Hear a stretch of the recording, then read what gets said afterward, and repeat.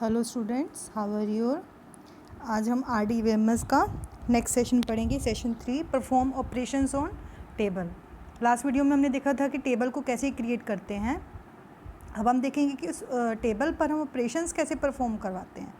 हमने दो टाइप की लैंग्वेजेस पढ़ी थी, data definition language and data manipulation language, जिसकी हेल्प से हम क्या करते हैं, टेबल को क्रिएट करते हैं और डाटाबेस में कोई भी चेंजेस करते हैं। सबसे पहले है data manipulation language. Data manipulation language is a language that enables user to access and manipulate data in database. Manipulation का मतलब होता है कि डेटाबेस के अंदर जो भी चेंजेस करने हैं वो हम DML लैंग्वेज के थ्रू करते हैं। डाटा मैनिपुलेशंस में कौन कौन सी कमांड्स आ जाती हैं, स्टेटमेंट्स आ जाती हैं। कमांड्स कह दीजिए या आप स्टेटमेंट कह दीजिए। सिलेक्ट किस लिए होता है? Retrieval of information. मान लो एक डेटाबेस में से आपको कोई पर्टिकुलर इन्फॉर्मेशन निकालनी है, उसके लिए हम सिलेक्ट स्टेटमेंट यूज़ करते हैं। Insertion of new information into database. अपने डेटाबेस के अंदर आपको न्यू इन्फॉर्मेशन को इंसर्ट करना है, उसके लिए इंसर्ट स्टेटमेंट यूज़ करते हैं। डिलीशन ऑफ इंफॉर्मेशन और इन द डाटाबेस। डिलीशन में क्या होता है? डिलीशन में हम पर्टिकुलर जो भी इंफॉर्मेशन होती है डेटाबेस में से वो डिलीट कर सकते हैं। Modification of information in the database. इसमें क्या होता है? अपडेट स्टेटमेंट, कि पर्टिकुलर कोई इन्फॉर्मेशन है उसमें कुछ अपडेशन करनी है। मान लो कोई स्टूडेंट है, उसका एड्रेस चेंज करना है, स्टूडेंट नेम का डेटाबेस बना हुआ है, तो अपडेट स्टेटमेंट यूज़ करते हैं उसके लिए। तो a query language is a part of DML involving information retrieval only. तो DML जो क्या होती है, पर्टिकुलर इन्फॉर्मेशन रिट्रीव करने के लिए यूज़ होती है। The terms TML and query language are often use synonymously. मतलब हम TML को हम इसीलिए यूज़ करते हैं। A popular data manipulation language, सबसे ज़्यादा जो इंपॉर्टेंट मैनिपुलेशन लैंग्वेज यूज़ की जाती है वो है हमारी structure query language. This is use to retrieve and manipulate data in relational database. इसमें हम डेटा को रिट्रीव भी कर सकते हैं और मैनिपुलेट मतलब चेंजेस भी कर सकते हैं रिलेशनल डाटाबेस के अंदर। ठीक है। And other forms of DML are those used by IMS, DLI, CODASYL. ये भी अलग अलग डेटाबेसेस लैंग्वेजेस हैं जिसमें DML का यूज़ किया जाता है। Such as IDMS, data manipulation language comprises the SQL data change statement which modify store data but not the schema on database object. SQL data जो होती हैं, स्टेटमेंट्स होती हैं, वो डेटा जो स्टोर रहता है उसको मॉडिफाई कर सकती हैं, but note schema database object. मतलब जो उसके अंदर ऑब्जेक्ट मेन यूज़ किए हुए हैं उसको चेंज नहीं करती, ओनली उसके अंदर जो अंदर स्टोर डेटा है उसको चेंज कर सकती है। तो दीज आर टू टाइप्स। हम यहाँ पे दो टाइप्स DML की बात करेंगे। DML हमारी दो टाइप्स से होती हैं, एक प्रोसीजरल और एक नॉन प्रोसीजरल। प्रोसीजरल में क्या होता है? The user specify what data is needed and how to get it, कि कौन सा डाटा हमें, कौन से डेटा की हमें ज़रूरत है और कैसे उसको हम ले सकते हैं। नॉन प्रोसीजरल में क्या होता है? The user only specifies what data is needed. This is easier for the user but may not generate code as efficient as the produced by procedural language. इसमें भी हमें इसमें ये पता होता है कि कौन सा डेटा की ज़रूरत है, लेकिन इसमें ईजियर है यूज़र्स के लिए, बट इसमें जनरेट कोड ईजिली नहीं होता। मतलब कि हम ईजिली इसके अंदर नहीं कर पाते जितना कि हम प्रोसीजरल के अंदर कर पाते हैं। होता काम ये भी करता है, लेकिन प्रोसीजरल की बजाय कम इसकी एफिशिएंसी है। अब इसके अंदर DML में कमांड्स कौन कौन सी होती हैं? कमांड्स कह दीजिए या स्टेटमेंट्स कह दीजिए। DML लैंग्वेज में, डाटा मैनिपुलेशन लैंग्वेज में इंसर्ट स्टेटमेंट सबसे पहले होती है। इंसर्ट होता है पर्टिकुलर रिकॉर्ड्स को डेटाबेस में ऐड करने के लिए यूज़ करते हैं।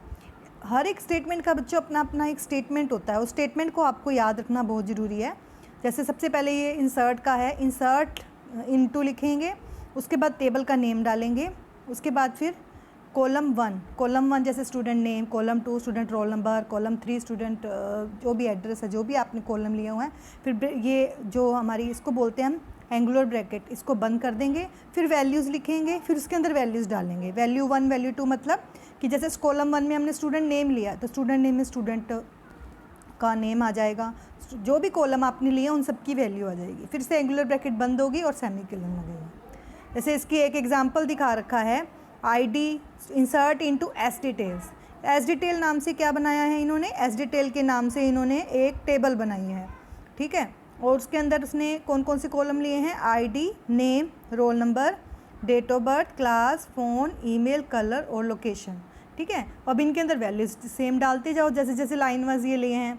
ID में 8, नेम में रजीत सिंह, रोल नंबर, इस तरह से जो जो आपने कॉलम लिए हैं उतनी उतनी इन्फॉर्मेशन उसकी वैल्यूज़ है उसको डालते जाओ, उसके बाद ब्रैकेट बंद करो और सेमीकोलन लगाओ।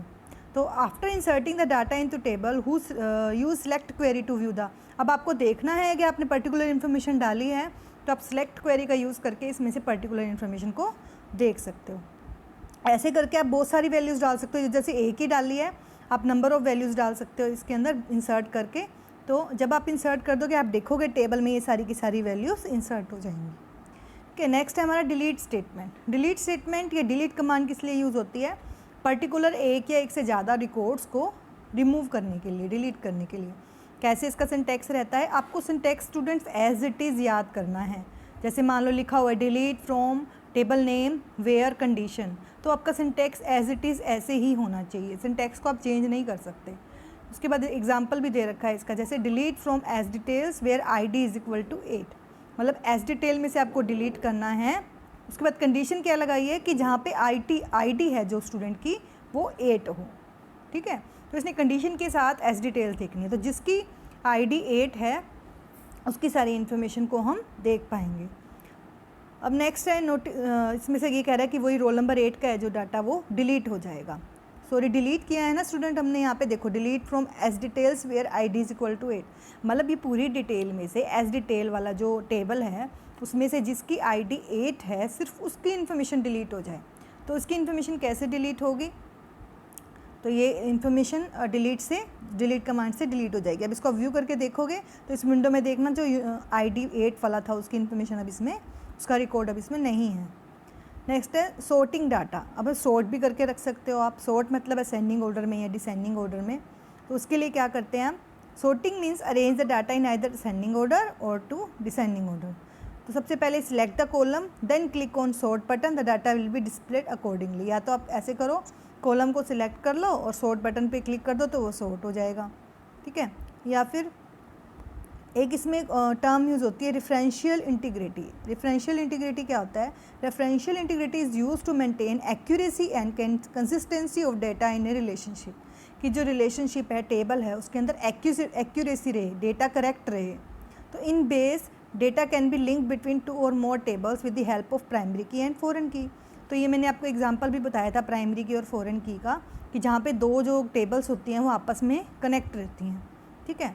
Referential integrity helps to avoid, referential integrity से हम क्या चीज़ अवॉइड कर सकते हैं? Adding records to a related table if there no associated record available in the primary key table. हम adding records to related table if there are no, अगर हम रिकॉर्ड्स ऐड कर सकते हैं किसमें? दूसरी जो टेबल है उसमें जिसमें प्राइमरी की अवेलेबल है। No associated record available in primary key table, मतलब प्राइमरी की टेबल में उससे रिलेटेड डेटा नहीं है तो हम उसके अंदर एडिंग रिकॉर्ड कर सकते हैं। Changing values in a primary key if any dependent records are present in associated table. हम प्राइमरी की के अंदर भी चेंजेस कर सकते हैं अगर उसको कोई डिपेंडेंट रिकॉर्ड है वो एसोसिएटेड टेबल में प्रेजेंट है, मतलब दूसरी टेबल जो फॉरेन की वाली टेबल है उसमें प्रेजेंट है। डिलीटिंग रिकॉर्ड्स फ्रॉम एक primary key if there are any matching related records available in associated table, या डिलीट भी कर सकते हैं प्राइमरी की टेबल में से अगर उसका मैचिंग कोई रिकॉर्ड है वो दूसरी जो फॉरेन की वाली टेबल है उसमें है, ठीक है। अगर नहीं है तो ऐड कर सकते हैं, अगर है तो उसमें से डिलीट भी कर सकते हैं। Creating and editing relationship between tables, अगर हमें टेबल के बीच में रिलेशनशिप क्रिएट और एडिट करनी हो तो relationship refers to an association और कनेक्शन बिटवीन 2 और मोर टेबल्स। रिलेशनशिप हम किसको कह देते हैं कि 2 टेबल्स के बीच में कनेक्शन क्या है। When you relate 2 tables you don't need to enter the same data in the separate tables. अगर आप 2 टेबल्स को रिलेट कर रहे हो तो आपको अलग अलग डेटा डालने के लिए टेबल्स की ज़रूरत नहीं है। No need to same data डालने की ज़रूरत नहीं है। रिलेशनशिप क्या हेल्प करती है? Same time as there is no need to enter the same data in separate tables. Same data को आप अलग अलग टेबल में डालने की ज़रूरत नहीं होती। Reduce data entry error reduce हो जाती हैं। Summarise data from related tables, हम रिलेटेड टेबल की हेल्प से डेटा को समराइज कर पाते हैं।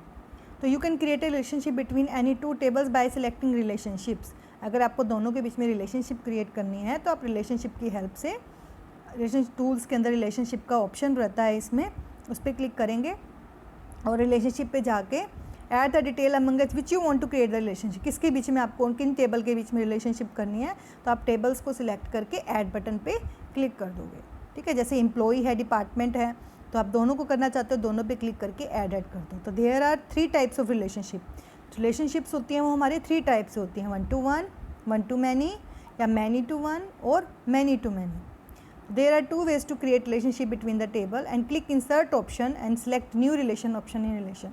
2 ways से हम क्रिएट कर सकते हैं रिलेशनशिप टेबल के बीच में। सबसे पहले click on the insert option, insert पे जाएंगे, इंसर्ट पे क्लिक करते ही ये न्यू रिलेशन का ऑप्शन आ रहा है, इस पर क्लिक करेंगे। इस पर क्लिक करते ही select the option as required, आपके पास ऑप्शंस आ जाएंगे। ठीक है, इसमें ऑप्शन देखो जैसे ये आ रहे हैं, एम्प्लॉई टेबल है और डिपार्टमेंट टेबल है, इन दोनों के बीच में रिलेशनशिप बनानी है। ठीक है, एम्प्लॉई में एम्प्लॉई आईडी ले ली, डिपार्टमेंट में department ID, department name and location ले लिया। ठीक है, ओके कर दिया। तो drag the primary key column from one table and drop it on the key column for another table. एक टेबल से प्राइमरी की को ड्रैग करो एंड ड्रॉप इट इनटू की ऑफ द अनदर टेबल, और दूसरे टेबल की कॉलम में उसको ड्रैग करके छोड़ दो। मतलब क्या होगा, फर्स्ट की जो प्राइमरी की वो दूसरे में यूज़ हो जाएगी। तो ये ऐसे हम इसको क्रिएट कर सकते हैं। 1 to 1 रिलेशनशिप में कैसे है, जैसे इन this relationship both the table must have primary की कॉलम्स, कि दोनों टेबल में प्राइमरी की कॉलम्स होंगे। जैसे एग्जांपल लेके चलते हैं, एक एम्प्लॉय टेबल है, एक डिपार्टमेंट टेबल है। एम्प्लॉय टेबल में एम्प्लॉय आईडी है, ठीक है, और डिपार्टमेंट टेबल में डिपार्टमेंट आईडी है, दोनों की, तो दोनों में क्या हुआ, 1 to 1 रिलेशनशिप हो गई।